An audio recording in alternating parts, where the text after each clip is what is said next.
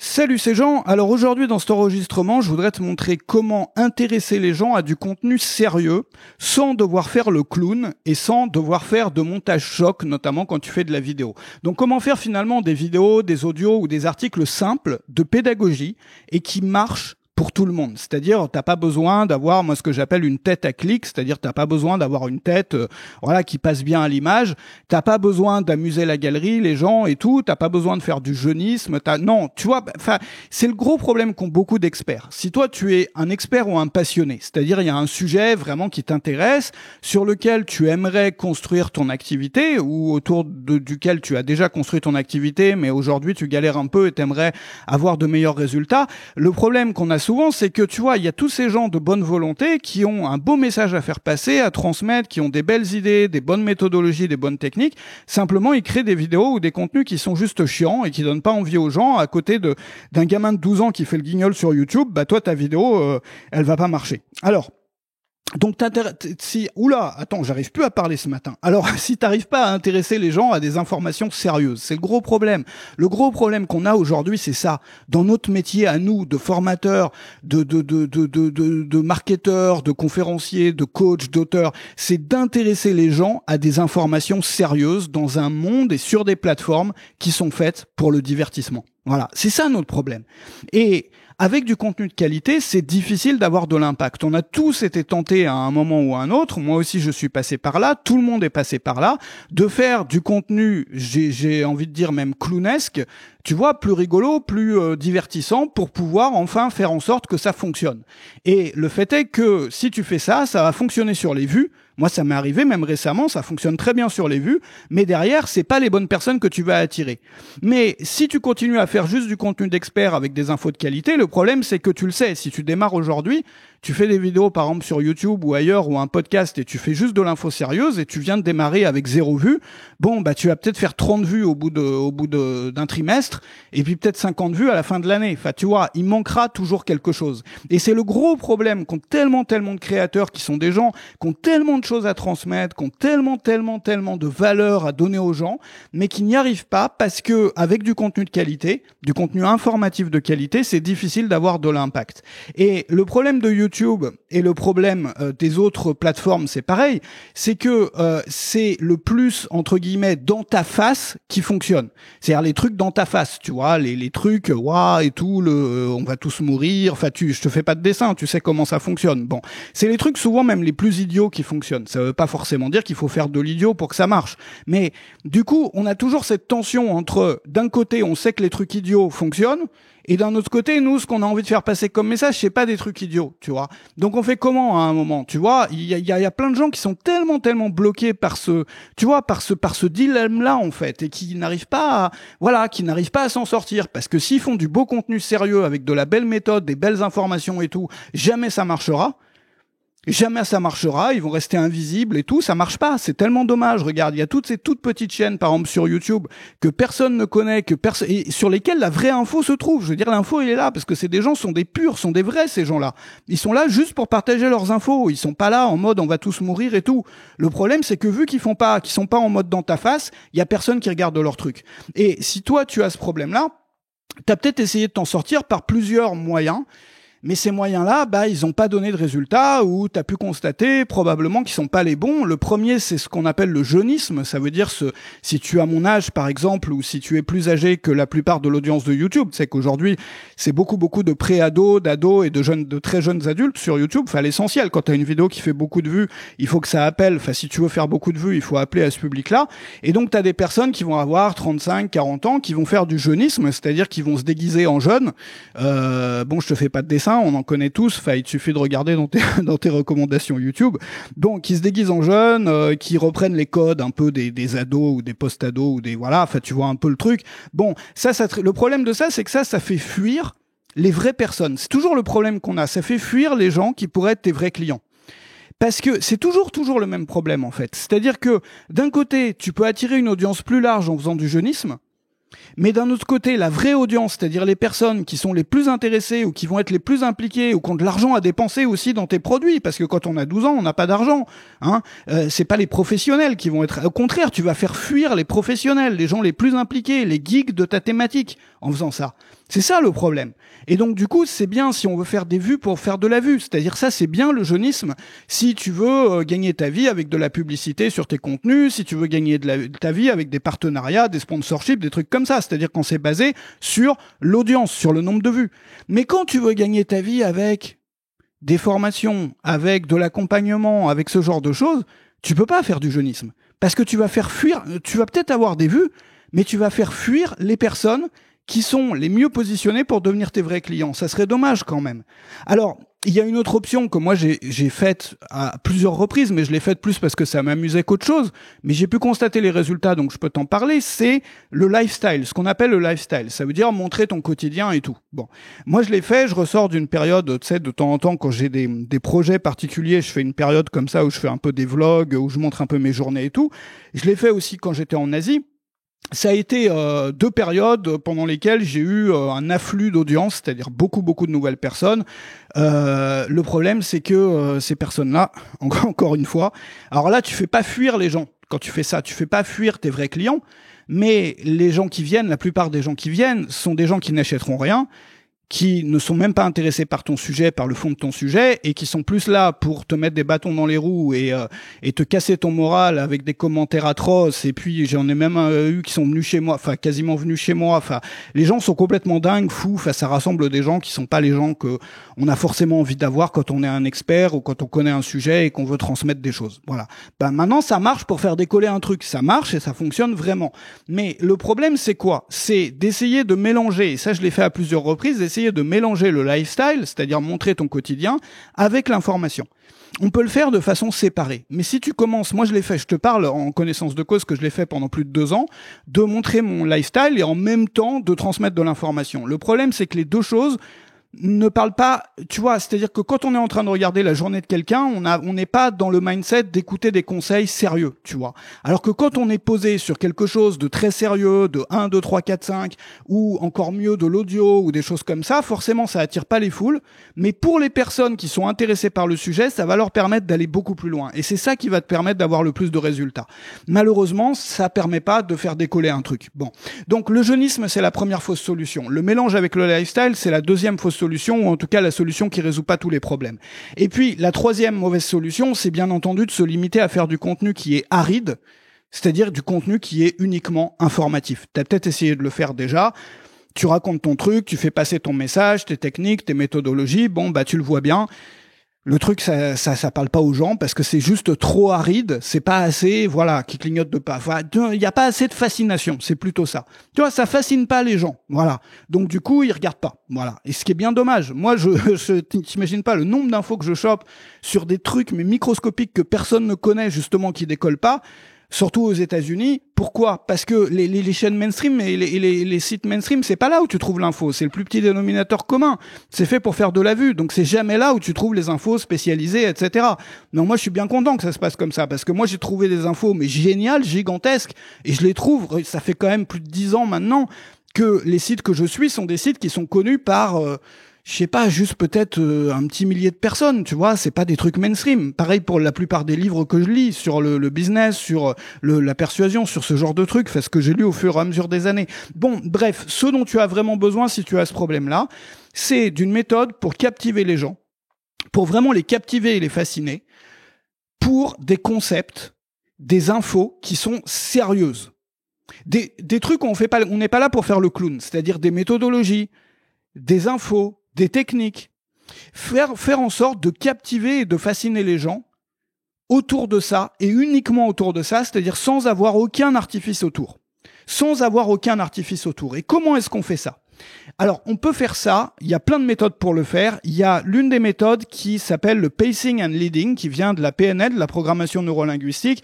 Bon, je vais pas te faire un cours de PNL, de programmation neurolinguistique dans cet audio. Simplement, je voudrais t'expliquer un peu comment ça fonctionne.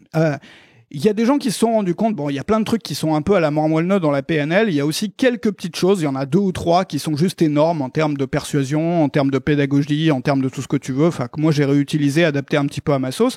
L'une de ces choses-là, c'est le pacing and leading. Alors qu'est-ce que c'est que ça ? Je te donne un exemple. Alors l'idée c'est quoi ? C'est que imagine que tu rencontres une personne que tu connais pas pour boire un verre ou un café sur une terrasse. Bon. Donc tu donnes rendez-vous, machin, ok, on se voit à 18h, ok, pas de problème, j'arrive, tout ça, t'arrives. Tu peux le voir si tu vas aujourd'hui sur une terrasse, tu vas le voir. Tu peux présupposer du niveau d'intimité des gens en fonction de leur attitude corporelle. Quand tu as 2 personnes autour d'un café, et que quand l'une croise les jambes, l'autre va croiser les jambes juste après. Quand l'une, par exemple pour les fumeurs, quand l'une porte sa cigarette à la bouche, l'autre va suivre. Quand l'un porte son café à la bouche, l'autre va aussi prendre une gorgée.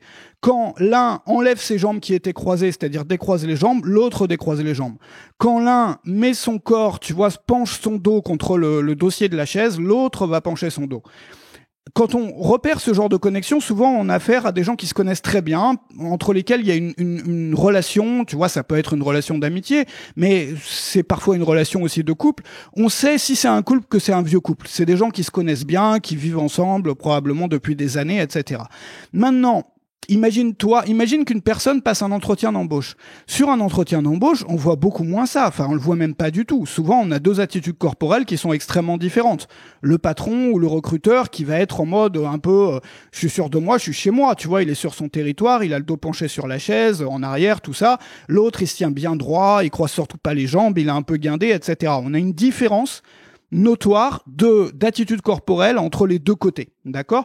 Chez des gens chez qui il n'y a pas de relation, si tu veux. Voilà, c'est ça. Il n'y a pas de connexion entre ces personnes-là. Et il y a des personnes, notamment dans la PNL, qui se sont rendues compte qu'on pouvait, non pas tricher avec ça, mais utiliser ça.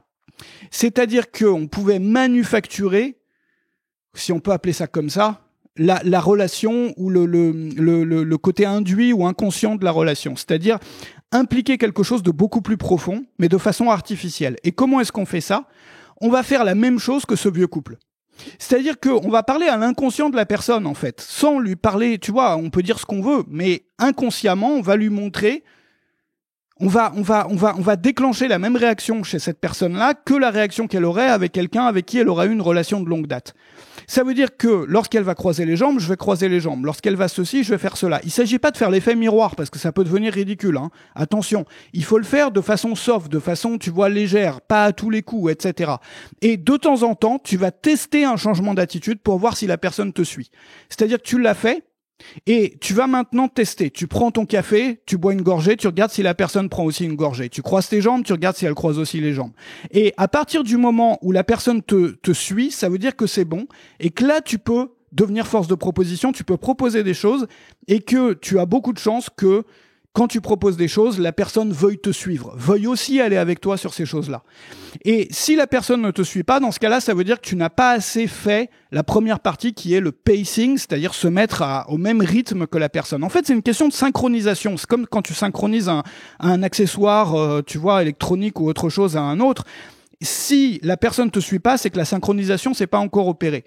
Donc, dans ce cas-là, tu vas encore continuer à te synchroniser à elle et tester parfois si elle est synchronisée avec toi ou si tu as besoin de faire un effort supplémentaire pour la synchroniser. Bon, ça c'est un exemple, c'est une parenthèse si tu veux, mais juste pour te montrer que c'est pareil avec les contenus. On peut faire exactement la même chose dans un contenu informatif sérieux.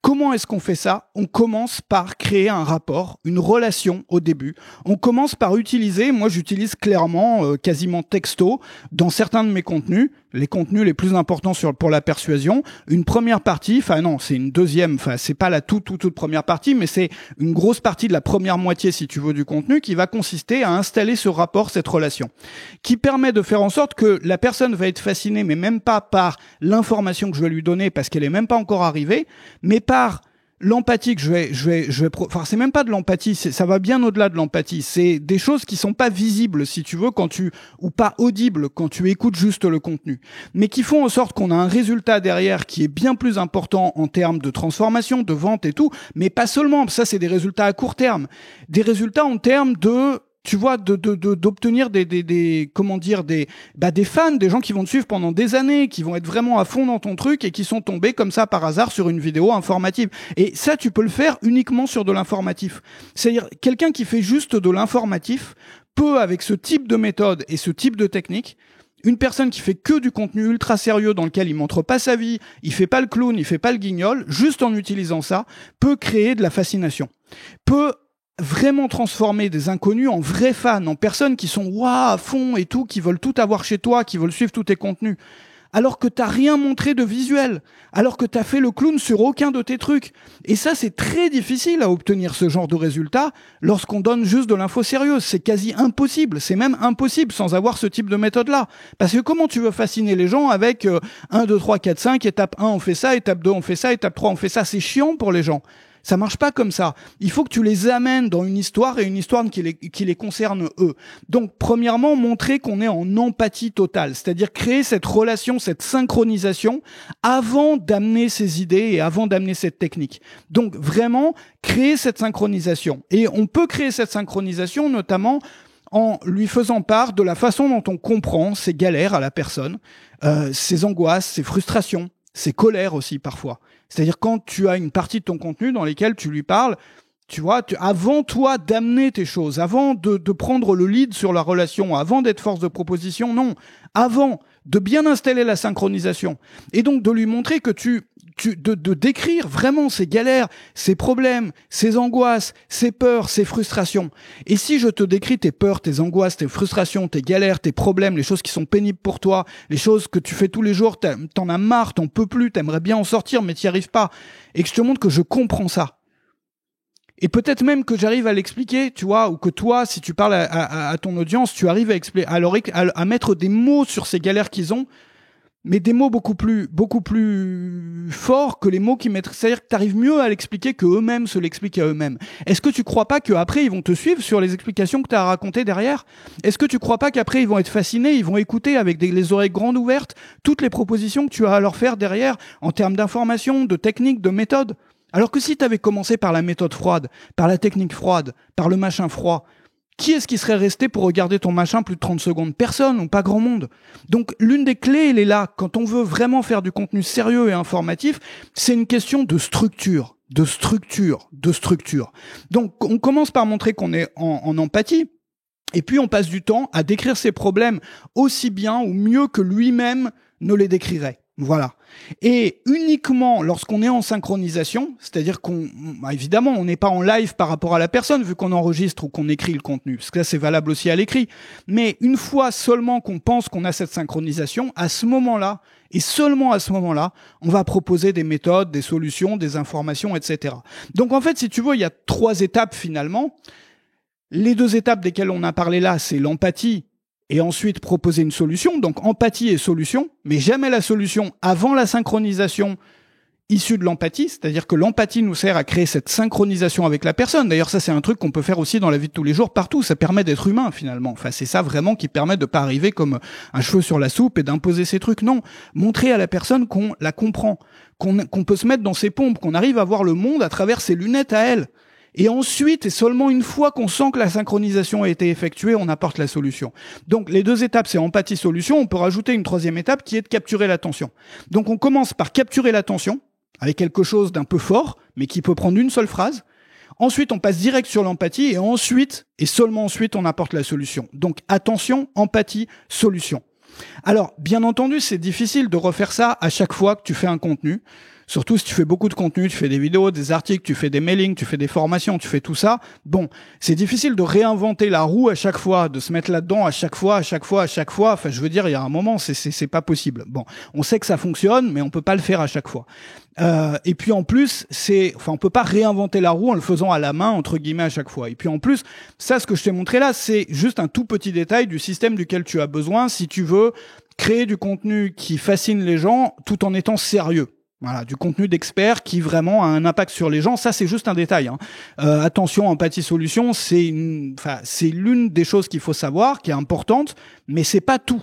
Et tu devrais avoir, si tu veux travailler comme ça, si tu veux être toi, un créateur expert, c'est-à-dire non pas un créateur qui fait du jeunisme ou un créateur qui fait du divertissement ou un créateur qui mélange les deux ou un créateur qui fait du lifestyle. Non, toi, tu as des informations, des techniques et des méthodes à faire passer. Comment tu fais ? Tu as besoin d'avoir un système complet qui est basé sur des principes psychologiques comme celui-là pour pouvoir créer tout ton contenu. Voilà. Et c'est la raison pour laquelle moi j'ai créé un programme. Donc tu vas avoir mon template à moi qui te permet de créer tous les contenus que tu le souhaites. Tu vas avoir donc tous ces, ça se trouve juste en dessous. Hein. Ça se trouve juste en dessous, je t'invite à regarder ça. Tu vas avoir une machine à créer du contenu sérieux. Une machine à créer du contenu informatif. C'est un framework qui te permet de créer jusqu'à 5 fois plus vite, même plus que 5 fois plus vite pour moi. Mais bon, la première fois que tu vas le mettre en place, ça sera probablement de l'ordre de 5 fois. Après, chacun crée forcément à une vitesse différente, mais pour la plupart des gens, c'est un template universel pour créer rapidement n'importe quel type de contenu qui marche. Mais c'est spécifiquement pour le contenu sérieux, le contenu d'expert.